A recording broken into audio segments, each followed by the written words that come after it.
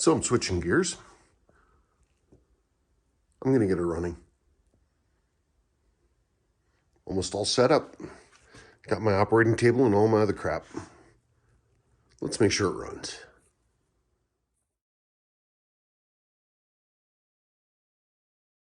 Just about to pull the head and I said, hey, wait a minute.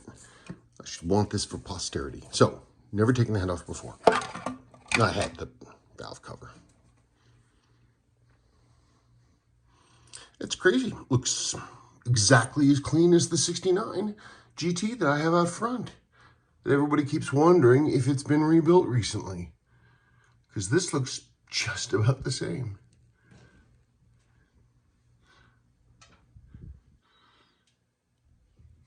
This one's cleaner. Okay, this one's cleaner.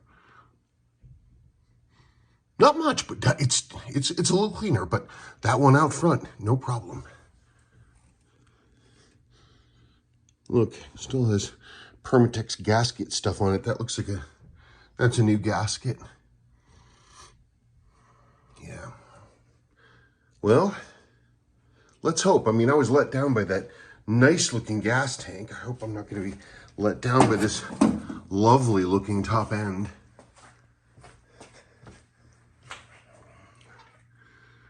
Boy, it looks nice though, doesn't it? Woo.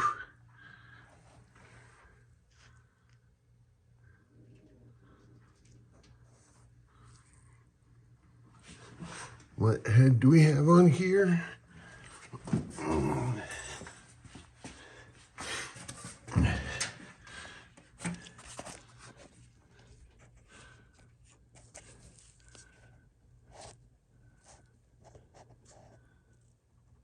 '69, 1969. November 19th, 1969, is that what it means? And this is upside down. So let's see if I can see it this way.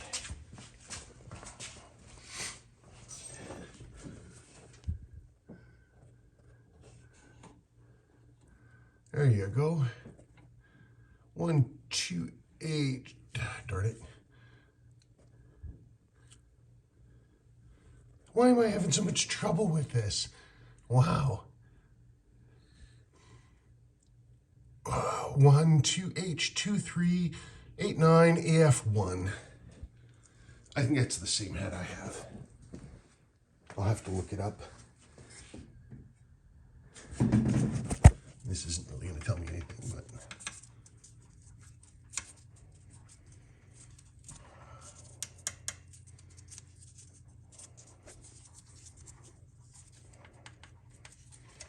really not going to tell me anything, but it's just fun. Doesn't smell burned. I don't smell anything gross. Smells like oil and not dirty oil. Cool. Okay. Well, I'm glad I thought to capture that. Thank you for coming along on this voyage of discovery. Okay, I just realized I want to turn the engine over.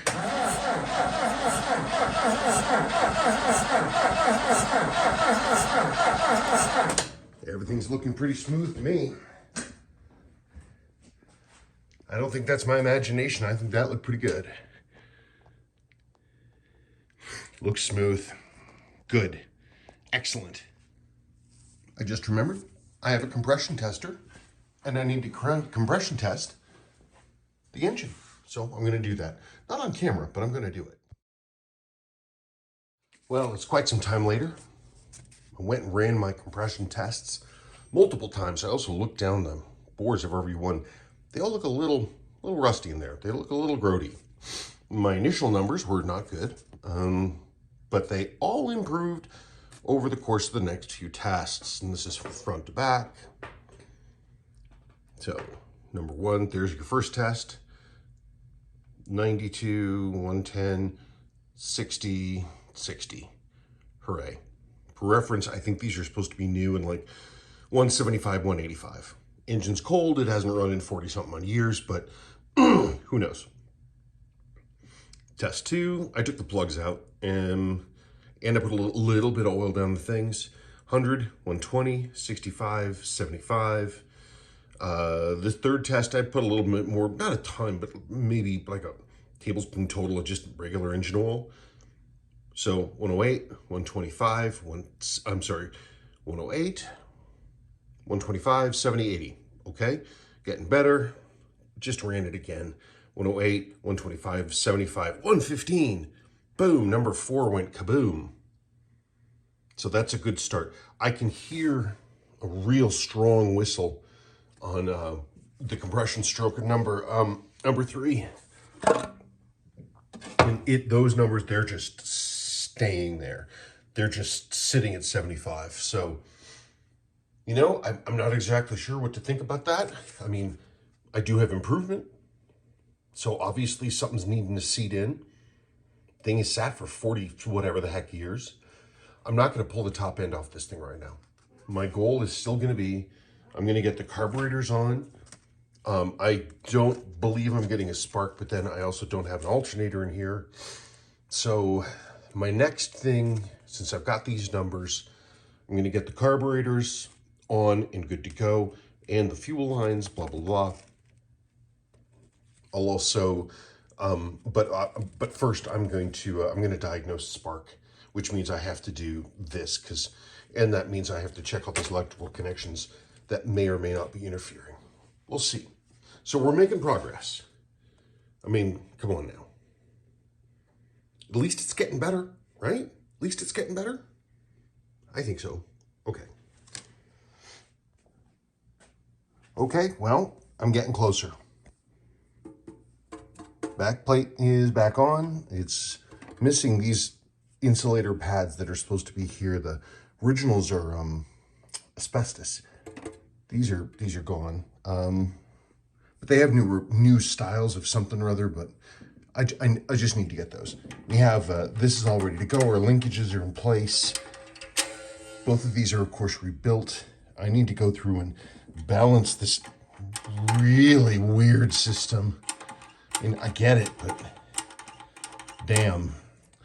So I guess tomorrow what I'm going to do is I want to deal with the rest of the fuel piping. I simply want to get that in place. Then I'm going to start hunting down the spark. For those of you saying, what the hell are you doing? That's exactly what I'm doing. I want to finish one part, fuel delivery. Then I'm going to jump to spark. So that seems like a straightforward thing to me. There they are. Got our carbs in place, man. We're getting closer. Thank you very much. And getting closer still. Got my fuel line all rigged up in here. Blew all the lines clean. I've been going through now and manually cleaning, brightening all the connections and marking the ones I've cleaned with a little cheerful little green check. So I'm pulling every connection and cleaning every single thing. I'm actually going to replace this whole unit. This one's kind of grody. It got like paint overspray and crap on it. So I have another one and I cleaned it. I'm going to put that in tonight. I'm going to chase all the wiring down, make sure everything's bright. I'm going to then get I'm approaching time to deal with the alternator. I'm just going to figure out the rejiggering here to get the old harness to talk to the new one. I've read, if I remember, it's not that complex. What else did I get done? I don't know, a lot. It's ridiculous, by the way, it's ridiculous. So these things are held in place by these two clippity whips right there, 1 and 2. So it has to be a deliberate choice. I realized that I didn't have these on here, which means I had to take these nuts off both so I could put these back on, right? Well, the problem is that you can't take the nut off all the way if the bottom one isn't loose too. I'm assuming it's some kind of a safety interference thing where like if it started getting loose, it couldn't, I don't know, whatever. I had to take the carbs off again completely to put those on. But I got that done. It's all in here. I have my I have my rebuilt fuel pump ready to go, and I just gotta go in under there and rig that up. That's where the fuel pump goes, right there. Actually see some of the lines right there. Still gotta clean it up a little, but brighten those connections, get that going, and then once that's in, then I'm gonna finish up these back brakes. But first, I'm gonna get this thing running. I'm gonna get this to spark off. In any case, that's the next thing. Speaking of this compression test, by the way, I had a real good idea about what happened. What I think is actually happening, remember all the stuff, all the new parts on this that had like surface rust all over them, like even they were brand new, and they looked like they'd been pitted. Well, this thing didn't have its carburetors on for that whole time, 40-something odd years. This piece of paper is one of two.